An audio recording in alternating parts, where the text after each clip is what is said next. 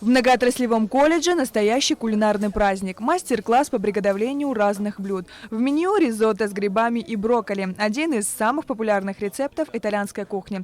Что нужно для приготовления этого уникального блюда, нам рассказал студент второго курса Карен Макартычан. Для начала сварили рис, потом сделали полуфабрикаты, обжарили грибы, добавили лосось, соль, перец, обжарили слегка 135 грамм. Ризотто добавили полуфабрикат. Потом, да, это готово. А по времени сколько занимает? Если есть полуфабрикаты, минут 7, наверное, может чуть больше и все. Чтобы процесс приготовления сделать еще интереснее, шеф-повар Азиз Нагайбаев разделил учащихся на две группы. В каждой по 5-6 человек. В итоге шеф-повар отметил ризотто с грибами первой группы.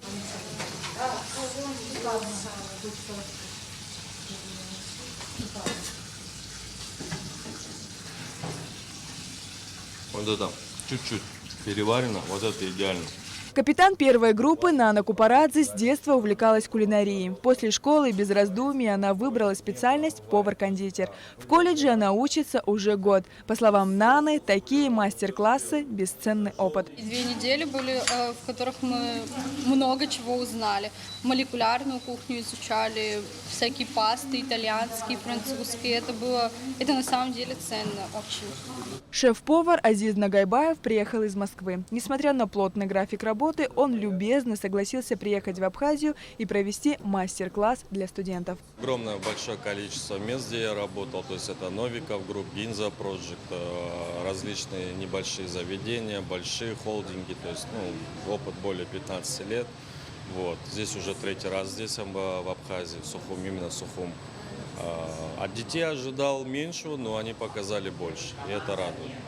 Глаза горели, всем все нравилось, это супер. Я их учил тому, чтобы у них в голове сразу было понимание оформления, отдачи блюд. Вот. И, соответственно, вы все увидели своими глазами. В принципе, я никакого участия не принимал, все сами сделал. Я думаю, приеду. Надо жениться и приехать. 2 недели студенты многоотраслевого колледжа осваивали молекулярную кухню. Ремонт и оснащение здесь проведены в рамках совместно с программой ЕС и ООН по улучшению среднего и профессионального образования. Учебная лаборатория была запущена еще в прошлом году, однако из-за пандемии коронавируса в полной мере не функционировала. В течение 15 дней каждый день с 11 часов до 6 вечера они проводят вот эти мероприятия. Дети очень довольны, они все это впитывают в себя хорошо.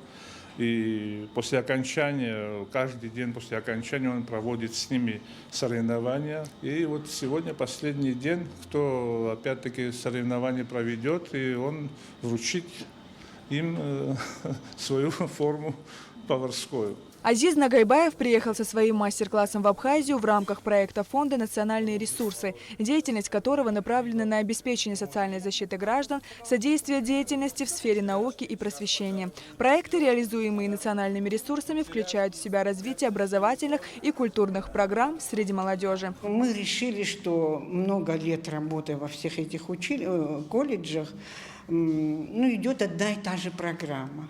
Мы хотели немножко разнообразить и пошли на такой риск, чтобы пригласить извне человека, который имеет большой опыт, харизматичный.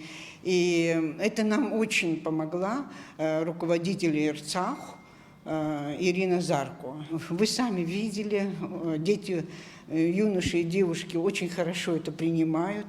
И это стало такой вишенкой на торте.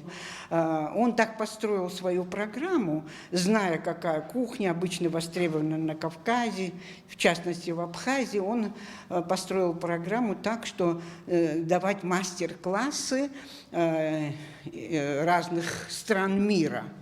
И это нам очень понравилось, и вот работаем. После мастер-класса состоялся круглый стол с участием педагогов колледжа и гостей. Обсуждалась важность проведения практических занятий, а затем все направились в учебную лабораторию, где учащиеся продемонстрировали свои кулинарные способности. Сария Кварацхеля, Михаил Братухин, Абхазское телевидение.